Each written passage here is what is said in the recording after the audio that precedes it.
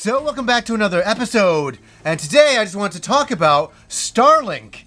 And has it bombed? It appears so. It appears it has not done well. And I'm going to talk all about this today. There's a lot to get into.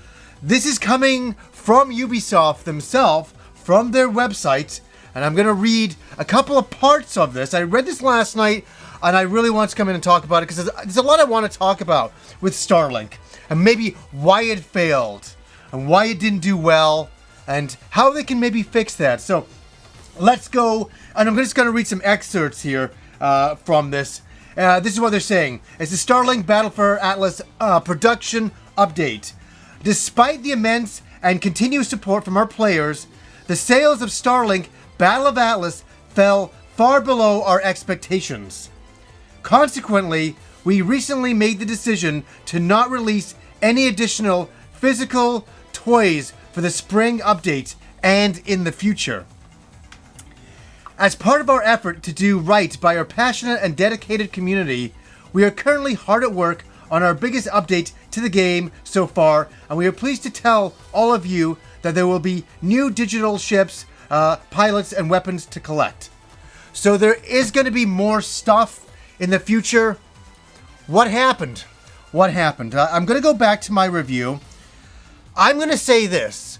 I think why Starlink kind of bombed is because it was a very confusing concept for everyday players to figure out. For hardcore players, we could figure it out. I even said last year when I reviewed the game, and this one right here, the Star Fox bundle, when I reviewed this, I said to some friends, it was the hardest review I've ever had to do on the show, because I wasn't just reviewing a game, I was reviewing toys, and I was doing something that I feel that Ubisoft wasn't able to do. And that was explain how to play the game with the toys, what it meant, why you needed them, why you didn't need them at times. It was confusing. I remember when I was finished that review, I was exhausted. Even I was trying to explain it all. And I thought, and people were coming into the review, and the biggest comments I got were from people saying, wow, thank you for explaining this because I didn't understand it.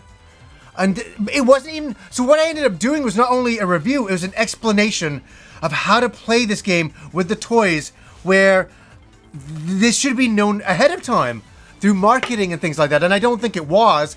So I think some people went to buy the game, and then there's all these toys, and they're like, I don't understand what this is about. Now here's what I do want to say. I understand where Ubisoft was coming from with this game. I really do. I think it came from a good place, in that they wanted to create a game with toys, like a lot of companies were doing, like Skylanders and stuff like that, and obviously with the popularity of some toys like, Amiibos and such, they wanted to get into that market, and they thought, hey, why don't we just do this really cool thing? And then they invited Nintendo in, and they got the Star Fox in there, and for me, Starlink, and I still stand behind this, was an 8 out of 10 game with the Star Fox characters, with like Fox McCloud in there. It became an 8 out of 10 because those characters are in there. But if you removed those characters, it becomes a bit of a 7 out of 10.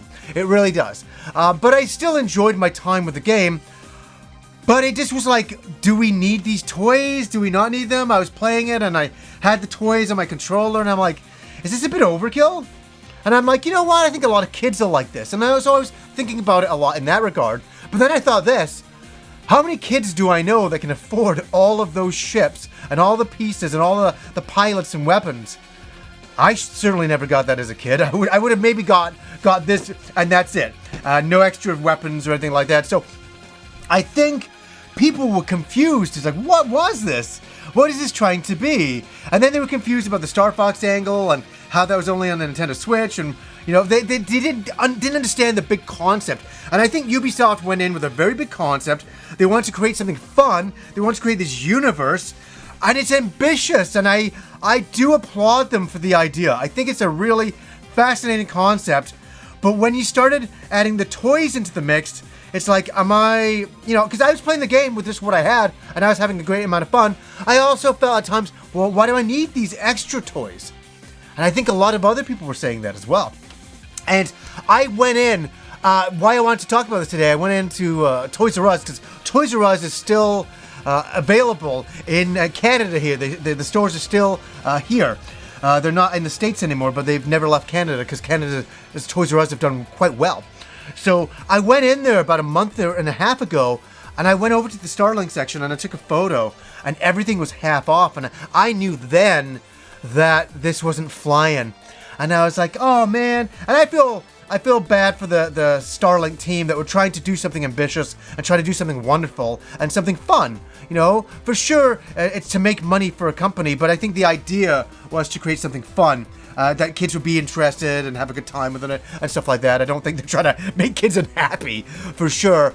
But I think there was a level of confusion with this product that I don't think a lot of people could wrap their heads around. As I say, all the hardcores out there, we did all the research to figure out how it all works. If you had a ship and you had the weapon backwards, it would shoot backwards.